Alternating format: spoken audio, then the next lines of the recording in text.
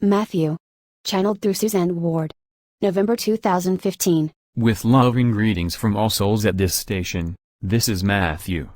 As some in the Illuminati ranks are being arrested or ousted from influential positions and others are abandoning ship, the hardliners are digging in their heels where they still have some leverage. Most noticeable is what their international drug trade funds, CIA and Mossad Black Ops activities, which include downing the Russian plane, and ISIS, the source of the recent massacre in Paris. Because the public at large isn't aware that the Illuminati even exist, there is no understanding that they act independently of their country's governments in planning and carrying out acts of violence. Thus finger-pointing is at the United States, home of the CIA, or Israel, which is thought of as the Zionist homeland. The truth is, a rogue faction of the CIA follows Illuminati orders, and the Zionist movement is the Illuminati's militant and spy operation that never has served the best interests of Israelis or Jewish people anywhere else. Eventually those distinctions will become widely known, and indeed that is important. However, it cannot ease the sorrow of losing loved ones or other life-changing traumas in any of the tragedies perpetrated by the Illuminati. The assault on Paris served their aim by causing death, grief and, initially, chaos and fear, but the act was born of growing desperation about fast waning control and decreasing numbers of minions, and desperate individuals act without thinking rationally about the consequences. They intended to put and keep the world in the grip of fear. They feed on the energy of fear. Instead, they united the world in the high vibrations of compassion and resolve to stand strong against terrorism. Military might has been galvanized, police are pursuing instigators and suspects, and the search for potential terrorists extends across national borders, but finding and fighting terrorist groups wherever they are will not stop them. Only eradicating terrorism's roots can do that. The hatred that underlies terrorism, and has led to millions in refugee populations, is rooted in one or more circumstances that can be linked to Illuminati activities or teachings: self-serving foreign interference, betrayal, economic exploitation, bigotry. Each generation instills in the next that all who generate such circumstances must be eliminated, and none realizes that all of them are merely puppets in a diabolical play scripted by manipulative individuals who are fast losing ground. As vibratory rates keep rising, minds and hearts on both sides of this heart-wrenching divide in your society will be opening so that empathy, mutual respect and kindness can replace hatred, prejudices, vengeance and fear of differences. Momentum in Earth's energy field of potential has been moving ever more forcibly toward the end times of dark controllers as their opposition has grown increasingly formidable and widespread. Along with intensifying light on the planet, the expanding strength of parties collaborating to uproot all of the Illuminati's malicious tentacles assures that their worldwide network is on its way to permanent dismantlement. Then the society can proceed full tilt to continue what amounts to a global salvage operation after a massive storm swirled around the world. The first steps were taken when some of Earth's Golden Age planners met with some of your wisest individuals to determine the best ways to hold the Illuminati accountable for their crimes against humanity, recover their vast fortunes that were illegally and immorally amassed and fairly distribute those monies as well as release technologies they have long suppressed, and polluting and remedy environmental damage, and disclose and halt the various forms of mind control. Along with those efforts underway, truths will come forth about the presence and assistance of other civilizations, the laws that govern life in this universe, and the interconnected consciousness of everything in existence. Energy streamers in those areas and all others where change and enlightenment are needed are gathering power to propel Earth to her destiny, restoration to her original health and beauty, and her humankind living peacefully, cooperatively and in harmony with all of nature. Beloved family, we understand your impatience for that destiny to reach fruition. You don't remember that by comparison with other civilizations, the passage of Earth's peoples out of millennia of dark captivity into the light of freedom is occurring almost in the blink of an eye. How we wish you could see your world from our vantage point.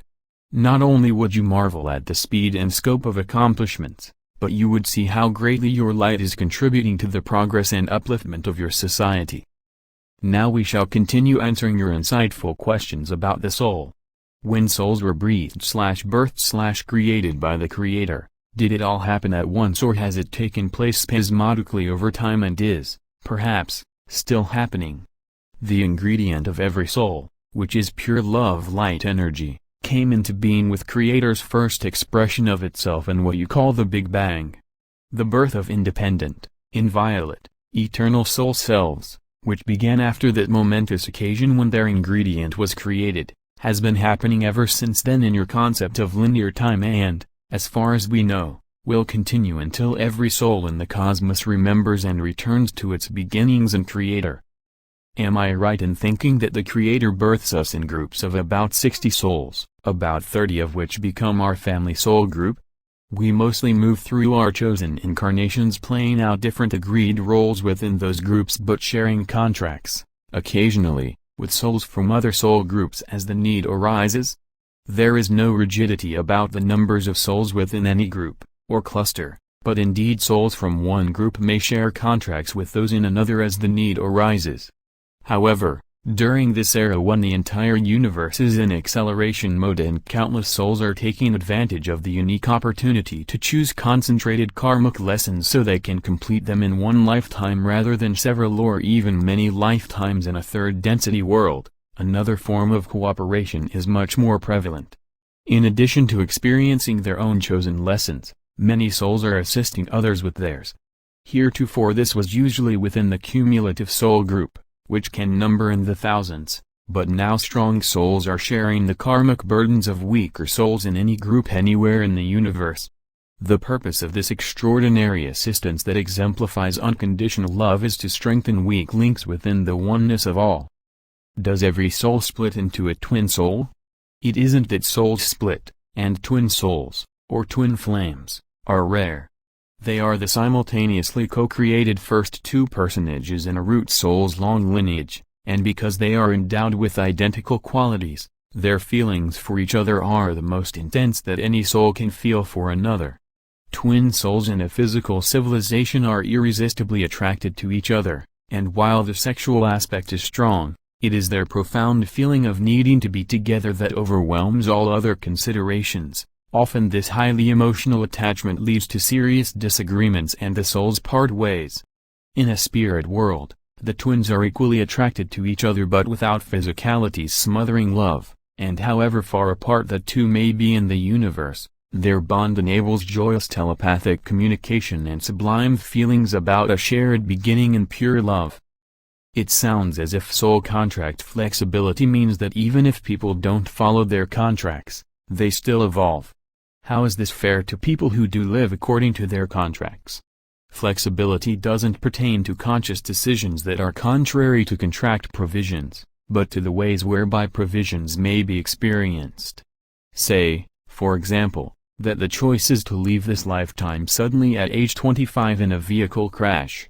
Shortly before reaching that age, the person is skiing and gets buried deeply in snow when an avalanche roars down the mountain, or, a few weeks after celebrating the 25th birthday, the person is hiking in the woods and fatally hit by a hunter's stray bullet. Either of those possibilities would serve the same purpose as the contract choice.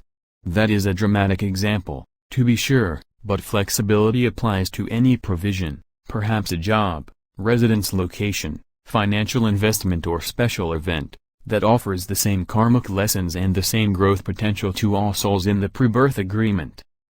Matthew said, a person's etheric body and lifetime memories enter nirvana.